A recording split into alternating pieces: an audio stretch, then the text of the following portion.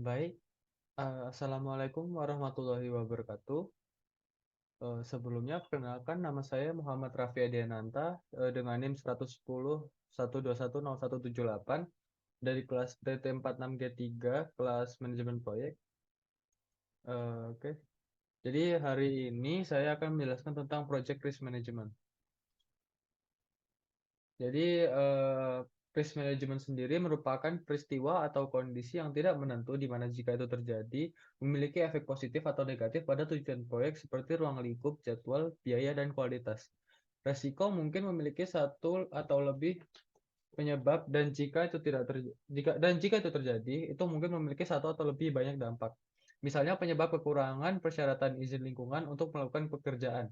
Dampaknya kalau lembaga perizinan bisa lebih lama untuk mengeluarkan izin dari yang direncanakan. Lalu manajemen resiko proyek ini mencakup proses perencanaan manajemen resiko, di mana di dalamnya mencakup identifikasi resiko, analisis resiko, dan perencanaan respon atau resiko, serta pengendalian resiko pada proyek. Tujuannya adalah untuk meningkatkan kemungkinan dan dampak positif serta mengurangi kemungkinan dan dampak negatif dalam proyek. Respon terhadap risiko untuk organisasi dan pemangku kepentingan dapat dipengaruhi oleh sejumlah faktor yang secara luas diklasifikasikan menjadi 3 tema, yaitu tingkat risiko yang merupakan tingkat risiko, yaitu merupakan tingkat ketidakpastian yang bersedia diambil oleh suatu entitas untuk mengantisipasi dampak risiko. Lalu ada toleransi risiko yang merupakan tingkat jumlah atau volume risiko yang akan ditahan oleh suatu organisasi atau individu. Lalu ada ambang batas risiko yang mengacu pada tindakan di sepanjang tingkat ketidakpastian atau tingkat dampak di mana pemangku kepentingan mungkin memiliki kepentingan tertentu. Di bawah ambang risiko itu, organisasi akan menerima risiko itu. Di atas ambang risiko itu, organisasi tidak akan mentolerir risiko tersebut. Lalu di sini ada risk management process. Ini ada plan risk management, identify risk, lalu ada evaluate risk, respond risk, dan control risk. Ini adalah subbab yang akan kita pelajari hari ini. Ada planning, di bagian planning ada plan risk management, identify risk, perform qualitative risk analysis, perform quantitative risk analysis, ada plan risk response, ada di bagian executing ada implement risk response, lalu di bagian monitoring and controlling ada monitor risk. Baik, plan risk management. Plan risk management adalah rencana manajemen risiko. Salah. Adalah proses mendefinisikan bagaimana melakukan kegiatan manajemen risiko untuk proyek.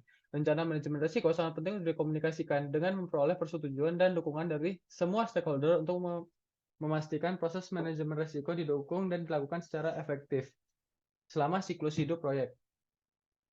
Ini ada plan risk management, ada input, tools, and teknik, dan outputnya. Jadi di input ada project management plan.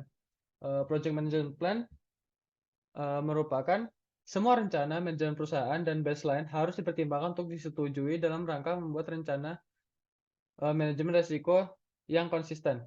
Rencana manajemen risiko juga merupakan komponen dari rencana manajemen proyek. Rencana manajemen proyek memberikan area berisiko yang terkena seperti skop atau ruang lingkup, jadwal, dan biaya.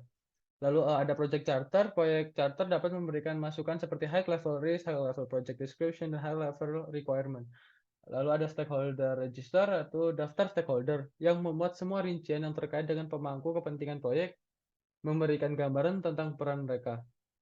Lalu ada enterprise environmental factor. Jadi eh, faktor lingkungan perusahaan mengacu pada kondisi tidak di bawah kendali tim proyek yang mempengaruhi, membatasi, atau mengarahkan proyek. Jadi ini tuh dianggap masukan untuk sebagian besar proses perencanaan dapat meningkatkan atau membatasi pilihan manajemen proyek dan mungkin memiliki pengaruh positif atau negatif pada hasil. Baik, lalu ada organizational process asset, yaitu adalah aset-aset proses, ada rencana, proses kebijakan, prosedur, dan dasar pengetahuan khusus untuk dan digunakan oleh organisasi dalam melakukan proyek. Lalu di sini ada tools and technical, ada analytical technique, expert judgment, dan yang ketiga meeting. Yang pertama itu ada analytical technique. Analytical technique ini tuh berfungsi untuk memahami dan menentukan secara keseluruhan konteks manajemen risiko. Konteks itu berupa kombinasi stakeholder, risk, attitude, dan exposure risiko strategis berdasarkan konteks proyek secara keseluruhan. Lalu ada expert judgment, fungsinya memastikan membentuk komprehensif dari rencana manajemen risiko, penilaian, dan keahlian harus mempertimbangkan kelompok atau individu dengan pelatihan khusus atau pengetahuan tentang area subjek. seperti senior management, project stakeholder, subject matters expert, lalu industry groups consultant, and professional and technical association. Lalu ada di bagian meetings, itu adalah tim mengadakan pertemuan atau mengembangkan perencanaan manajemen resiko. Subjeknya itu ada manajer proyek, ada anggota tim proyek, lalu ada semua yang bertanggung jawab dalam mengelola perencanaan resiko dan kegiatan pelaksanaannya atau proyeknya. Oke, next. Di sini ada plan risk management, output, ada tingkat resiko. Apa yang bakal dapat toleransi untuk proyek, lalu bagaimana resiko akan dikelola, siapa yang akan bertanggung jawab atas aktiviti proyek, jumlah waktu dan biaya yang akan dialokasikan untuk kegiatan yang beresiko, lalu bagaimana temuan resiko akan dikomunikasikan. Dan ini ada outputnya, sama seperti yang tadi. Hanya saja lebih detail. Jadi ada metodologi mendefinisikan pendekatan alat dan data yang akan digunakan dalam melakukan manajemen risiko pada proyek. Lalu ada peran dan tanggung jawab mendefinisikan pimpinan pendukung dan anggota tim manajemen risiko untuk setiap jenis kegiatan dalam rencana manajemen risiko dan menjelaskan tanggung jawab mereka. Lalu ada penganggaran atau perkiraan dana yang dibutuhkan berdasarkan sumber daya yang ditujukan. Lalu untuk timing, kita tuh mendefinisikan kapan dan seberapa sering proses manajemen risiko akan dilakukan di seluruh siklus hidup proyek. Lalu ada risk categories. Di sini ada risk categories di nomor 5 itu mengelompokkan penyebab potensial suatu risiko dengan menggunakan RBS di sini atau risk breakdown structure untuk melihat sumber-sumber yang memungkinkan timbulnya suatu risiko. Lalu di sini ada risk kategori, tadi risk kategori sudah. Kita lanjut ke 6 yaitu definition of risk. Probability and impact yaitu kualitas dan kredibilitas dari analisis risiko mengharuskan berbagai tingkat kemungkinan dan dampak yang didefinisikan secara spesifik dalam konteks proyek. Lalu yang ketujuh adalah probability and impact matrix, pemetaan dari setiap risiko beserta dampaknya terhadap tujuan proyek jika risiko tersebut terjadi di mana direpresentasikan dalam tingkat tinggi, moderate, dan rendah. Biasanya ditetapkan oleh organisasi. Lalu yang ke-8 ada revised stakeholder tolerance, merupakan revisi toleransi dari stakeholder terhadap suatu proyek spesifik. Kemudian ada reporting format, ada pendefinisian hasil dari proses manajemen risiko yang didokumentasikan, dianalisis dan dikomunikasikan. Isi dan format risk register. Lalu ada tracking, yaitu pelacakan dokumen yang berisi aktivitas risiko untuk kepentingan proyek ataupun audit. Di sini ada plan risk management, outputnya adalah sumber risiko, ada schedule, stakeholder, cost, quality, scope, and resource.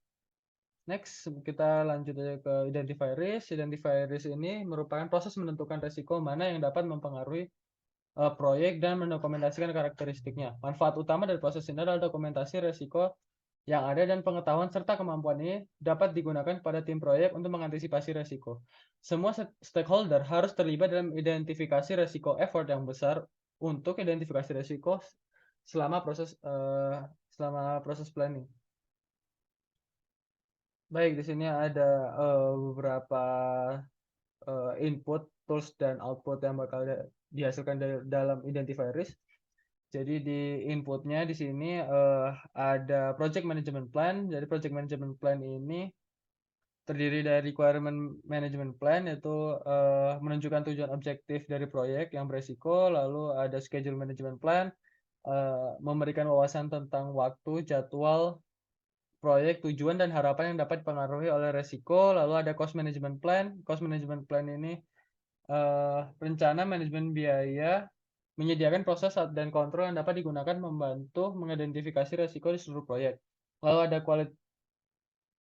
quality management plan, yaitu memberikan baseline untuk ukuran dan matriks kualitas untuk digunakan dalam mengidentifikasi resiko. Lalu ada resource management plan, di sini mengidentifikasi bidang-bidang yang tunduk dan ketidakpastian atau ambiguitas, di mana asumsi utama telah dibuat yang dapat menimbulkan resiko. Jadi yang sumber daya mana sih atau sumber mana yang akan menghasilkan resiko seperti itu. Lalu di sini ada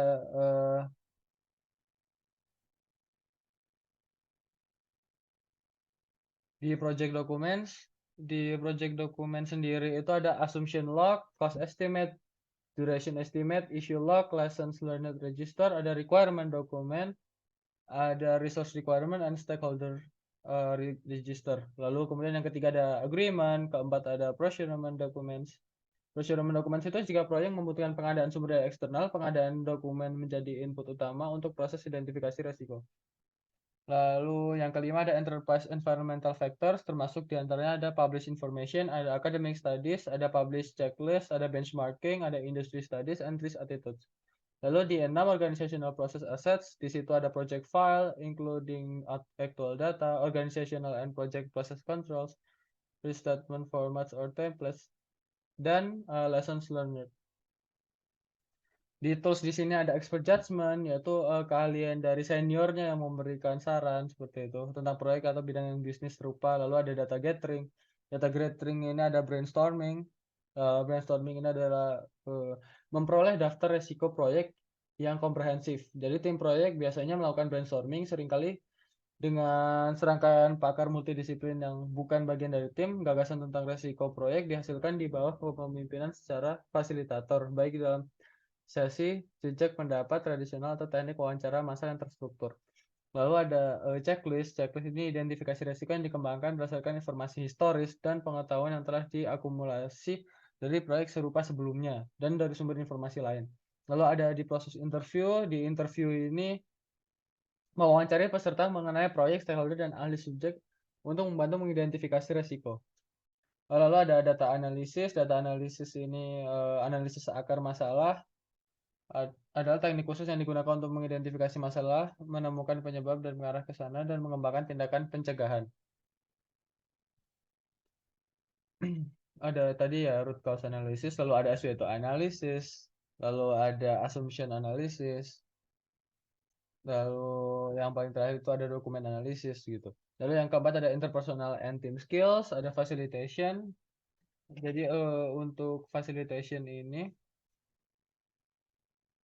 fasilitasi ini tuh meningkatkan efektivitas untuk mengidentifikasi resiko proyek dan sumber resiko proyek secara keseluruhan. Seorang fasilitator yang terampil dapat membantu peserta tetap fokus pada tugas identifikasi resiko. Lalu ada prom list. Di prom list ini itu adalah daftar kategori resiko yang telah ditentukan yang mungkin menimbulkan resiko proyek individu dan sebagai sumber resiko proyek secara keseluruhan. Lalu ada meetings. Baik lagi ke di sini ada meetings gitu. Lalu di outputnya ada risk register. Output utama dari identifikasi risiko adalah awal masuk ke dalam daftar resiko. Gitu. Jadi register risiko adalah dokumen di mana hasil analisis risiko dan perencanaan respon risiko dicatat. Lalu ada risk report. Risk report ini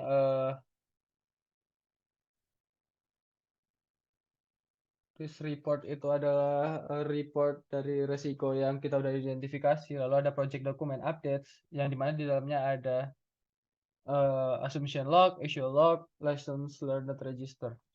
Lalu kita lanjut ke perform qualitative risk analysis. Jadi perform qualitative risk analysis ini adalah proses memprioritaskan risiko untuk analisis atau tindakan lebih lanjut dengan menilai dan menggabungkan kemungkinan terjadinya dan dampaknya. Manfaat utama dari proses ini adalah memungkinkan manajer proyek untuk mengurangi tingkat ketidakpastian dan untuk fokus pada risiko prioritas tinggi. Analisis secara subjektif dari data risk register. Analisis yang digunakan terkait itu ada probability dari kemunculan risiko versus impact-nya menggunakan skala. Di sini ada perform qualitative risk analysis. Jadi yang dari input dulu biasanya input ada risk management plan, yaitu elemen kunci dari rencana manajemen risiko yang digunakan dalam melakukan proses analisis risiko kualitatif. Di antaranya meliputi peran dan tanggung jawab untuk melakukan manajemen risiko, anggaran, jadwal kegiatan manajemen risiko, kategori risiko, definisi probabilitas dan dampak, serta matriks probabilitas dan dampak. Lalu ada scope baseline. Scope baseline ini adalah proyek dari jenis umum atau berulang cenderung memiliki risiko lebih dipahami dengan baik. Lalu ada risk register. Risk register ini adalah berisi informasi yang akan digunakan untuk menilai dan memprioritaskan risiko. Kemudian ada enterprise environmental factors, yaitu faktor lingkungan perusahaan dapat memberikan wawasan dan konteks untuk risiko penilaian seperti studi industri dan database risiko. Studi industri proyek serupa oleh spesialis risiko dan database risiko yang mungkin tersedia dari industri atau sumber proprietary. Ya. Lalu ada organizational process asset, yaitu adalah aset-aset proses organisasi yang dapat mempengaruhi proses analisis risiko. Kualitatif mencakup informasi tentang proyek serupa yang diselesaikan sebelumnya. Lalu di sini ada tools dan tekniknya, ada risk probability and impact assessment, yaitu dinilai probabilitas dan dampak dinilai untuk setiap resiko yang diidentifikasi. Resiko dapat dinilai untuk melalui wawancara atau pertemuan dengan peserta, anggota tim proyek, dan orang berpengetahuan atas proyek dari eksternal disertakan. Jadi pada dasarnya tuh kayak pengetahuan dari eh, peluang resiko ini terjadi lah seperti itu. Lalu di sini ada probability and impact matrix, yaitu cara untuk memetakan probabilitas masing-masing terjadinya resiko dan dampaknya terhadap sasaran proyek jika resiko itu terjadi. Lalu ada risk data quality. Jadi di risk data quality ini penilaian kualitas data risiko adalah teknik untuk mengevaluasi sejauh mana data tentang risiko berguna untuk risk management. Lalu ada risk categorization. Di sini adalah dapat dikategorikan oleh sumber risiko, misalnya menggunakan LBS, wilayah yang terkena proyek, lalu untuk menentukan daerah proyek yang paling terkena dampak atau dari ketidakpastian. Lalu ada expert judgment. Di sini ada expert judgment, yaitu penilaian ahli diperlukan untuk menilai probabilitas dan dampak dari setiap risiko untuk menentukan lokasinya. Para ahli umumnya adalah mereka yang memiliki pengalaman serupa dengan proyek tersebut. Lalu di output kita akan menghasilkan project document update seperti risk register updates dan assumption log updates seperti itu. Oke. Ini adalah perform quantitative risk analysis. Jadi di perform quantitative risk analysis ini adalah proses menganalisis secara numerik atau objektif efek resiko yang diidentifikasi secara keseluruhan terhadap tujuan proyek. Manfaat utama dari proses ini adalah menghasilkan informasi resiko kuantitatif untuk mendukung decision maker untuk mengurangi ketidakpastian dalam proyek. Nilai resiko sudah diukur berdasarkan angka objektif seperti uang yang hilang atau loss, data angka yang kemunculan resiko tersebut. Baik, di sini ada data flow diagramnya, ada plan schedule management, plan cost management, lalu ada enterprise organization. Dia akan jadi satu, lalu dengan plan risk management, lalu ada identify risk, kemudian menghasilkan project document. Di sini ada perform quantitative risk analysis dari input sampai output. Jadi untuk inputnya sendiri, risk management plan. Risk management plan ini memberikan pedoman, metode, dan alat-alat yang digunakan dalam analisis risiko kuantitatif.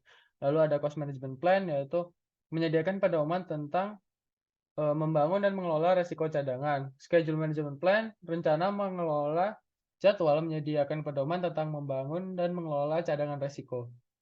Lalu ada risk register, adalah register risiko yang ini digunakan sebagai titik acuan untuk melakukan analisis risiko kuantitatif. Lalu ada enterprise environmental factors, ini faktor lingkungan perusahaan lagi, itu dapat memberikan wawasan dari konteks untuk analisis risiko. Kemudian ada organizational process asset, ini tuh aset-aset proses organisasi yang dapat mempengaruhi proses analisis risiko kuantitatif termasuk informasi dari proyek yang serupa yang diselesaikan sebelumnya. Baik, kalau ada tools dan tekniknya, ada data gathering and representation teknik. Di sini ada wawancara, distribusi probabilitas, ada dua itu aja. Lalu di quantitative risk. Baik, sebelumnya mungkin kebalik lagi ke wawancara. Teknik wawancara ini menarik pengalaman dan data historis untuk mengukur probabilitas dan dampak risiko pada tujuan proyek. Lalu di distribusi probabilitas adalah tapi yang digunakan kontinu distribusi probabilitas kontinu yang digunakan secara luas dalam pemodelan dan simulasi. Mewakili ketidakpastian dalam nilai-nilai seperti jangka waktu dari jadwal kegiatan dan biaya komponen proyek. Baik, lalu di sini ada quantitative risk analysis and modeling teknik. Di sini itu adalah teknik yang umum digunakan menggunakan pendekatan event oriented dan analisis berorientasi proyek, termasuk sensitivity analysis, expected monetary value analysis, modeling and simulation. Udah, itu aja. 3 aja. Oke. Lalu yang terakhir ada expert judgment. Jadi dibutuhkan untuk mengidentifikasi dampak potensial dari biaya dan jadwal untuk mengevaluasi kemungkinan dan lain-lain. Expert judgment juga dibutuhkan pada interpretasi data. Para ahli dapat menentukan ketika tools mana yang pantas atau tidak digunakan mempertimbangkan kemampuan organisasi dan kultur organisasi. Sorry, di sini ada outputnya, itu project document updates. Jadi project document updates ini diperbarui dengan informasi hasil dari kuantitatif risk analysis. Ada probabilistic analysis of the project, ada probability of achieving cost and time objective, ada prioritized list of quantified risk, lalu ada trends in quantitative risk analysis result. Baik, kita masuk ke plan risk response. Plan risk response adalah proses mengembangkan pilihan tindakan dalam rangka meningkatkan peluang dan menurunkan ancaman pencapaian objektif proyek. Plan risk response mengikuti hasil analisis risiko kuantitatif jika digunakan. Manfaat utama dari proses ini adalah mengatasi risiko berdasarkan prioritasnya. Dengan memasukkan sumber daya dan kegiatan ke dalam anggaran, jadwal dan rencana manajemen proyek sesuai kebutuhannya. Sini ada plan risk response. Dari awal ada tingkat keparahan risiko, biaya dalam memenuhi tantangan, tepat waktu untuk menjadi sukses, realistis, disetujui oleh semua pihak, lalu dimiliki oleh orang yang bertanggung jawab. Pemilik risiko. Risiko harus diletakkan pada seseorang yang akan mengembangkan respon risiko dan melaksanakan atau memiliki risiko.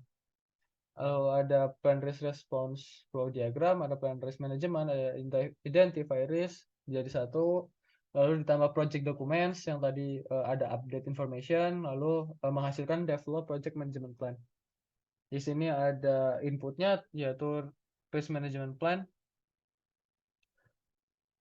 Risk management plan ini meliputi peran dan tanggung jawab, definisi analisis risiko, waktu untuk review dan untuk menghilangkan risiko dari review, dan threshold risiko untuk risiko rendah, sedang, dan tinggi. Lalu ada risk register, ini mengacu pada risiko teridentifikasi, akar penyebab risiko, daftar tanggapan potensial, risiko pemilik, gejala dan tanda-tanda peringatan, peringkat atau prioritas daftar risiko, proyek yang relatif, risiko yang memerlukan respon dalam waktu dekat, risiko untuk analisis dan respon tambahan, tren dalam hasil analisis kualitatif, dan list pengamatan yang merupakan list low priority risk dalam risk register.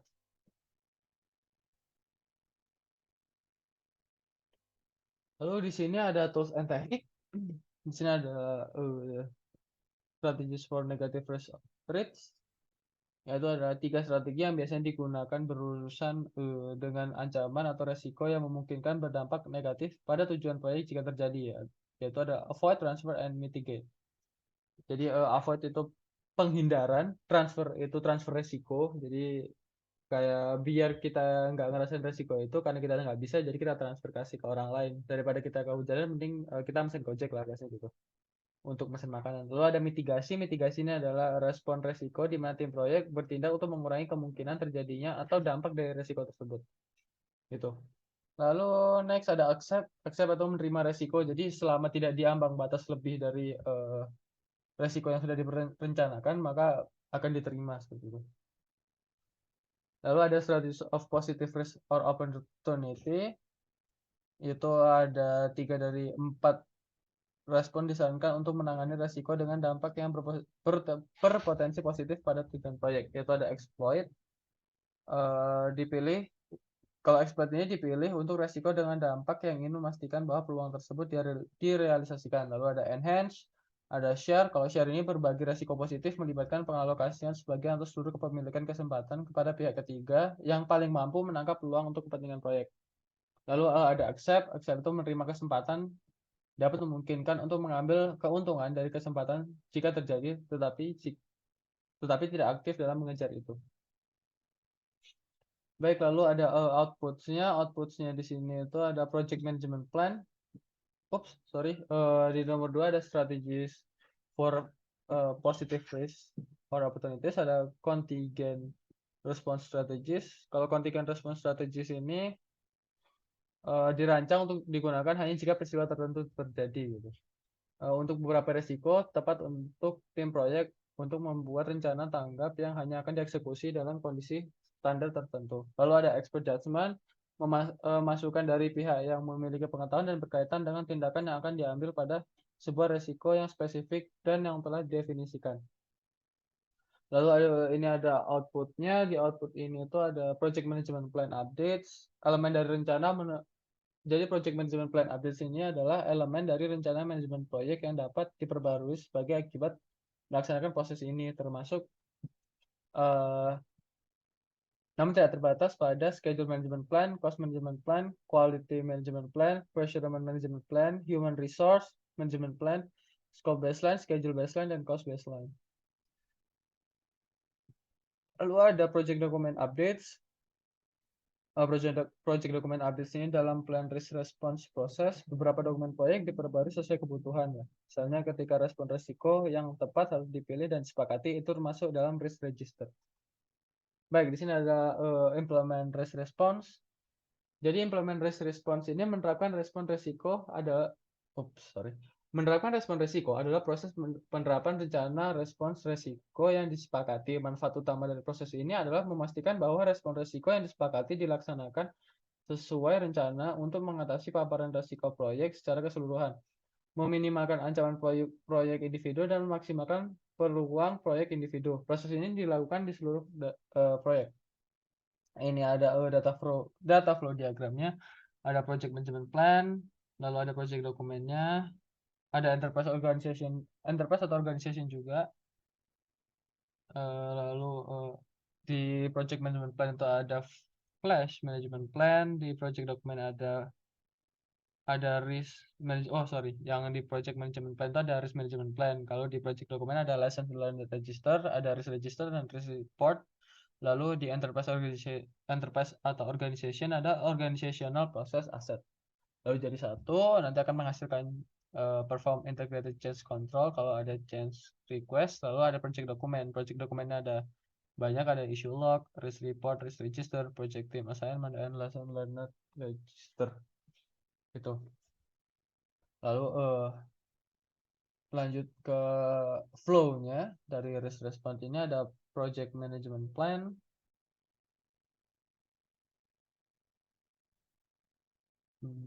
Jadi project management plan ini meliputi risk management plan, menyediakan pedoman untuk risk monitoring dan controlling. Lalu ada risk management, tadi udah. Project management plan tadi ya. Terus management plan juga sudah. Lalu project documents, di project documents ada lesson learned register, pelajaran yang dipelajari sebelumnya dalam proyek berkaitan dengan penerapan respon risiko. Dapat diterapkan pada fase selanjutnya dalam proyek untuk meningkatkan efektivitas proses ini.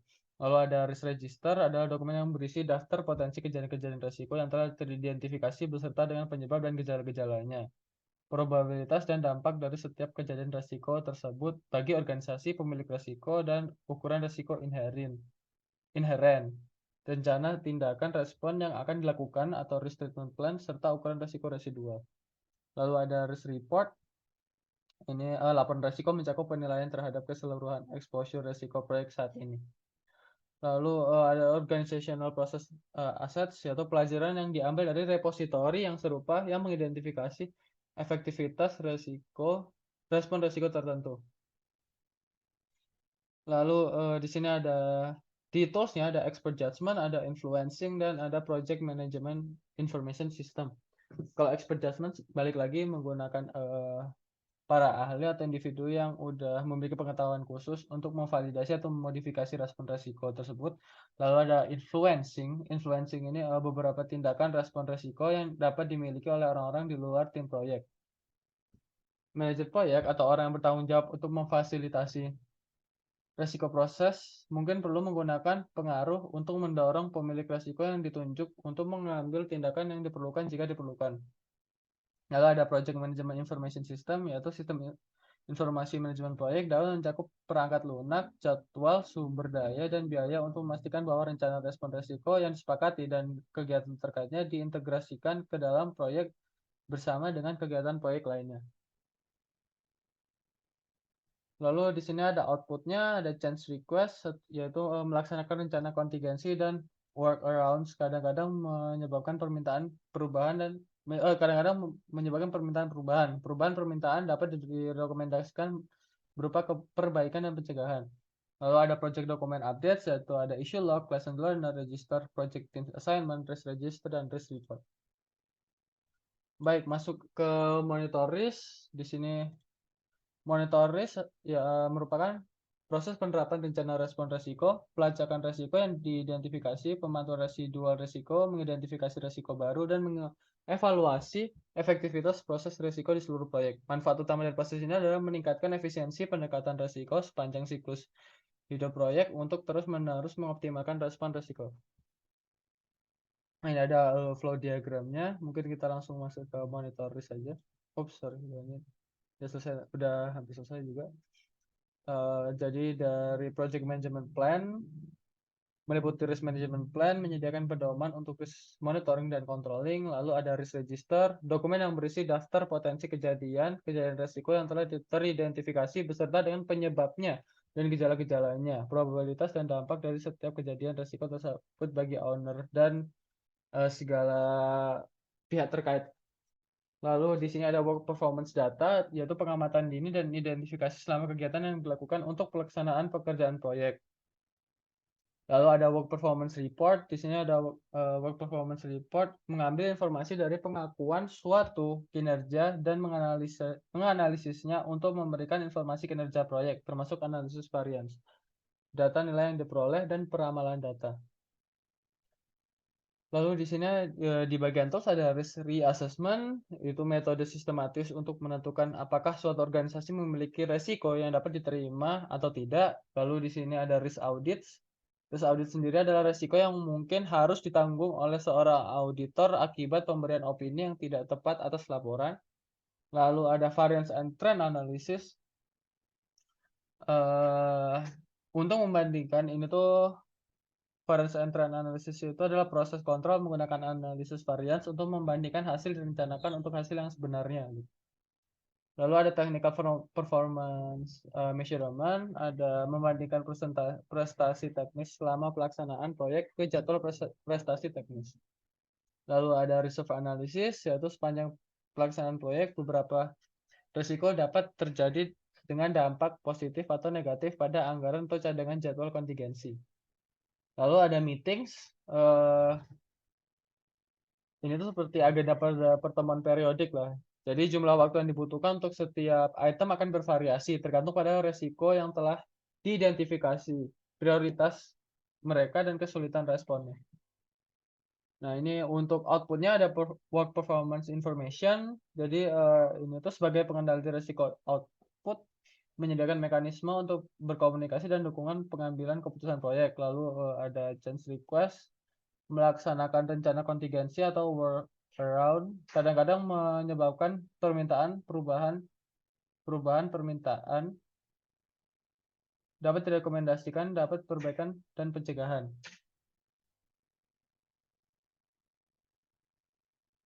Oke. Lalu ada project management plan updates. Oke.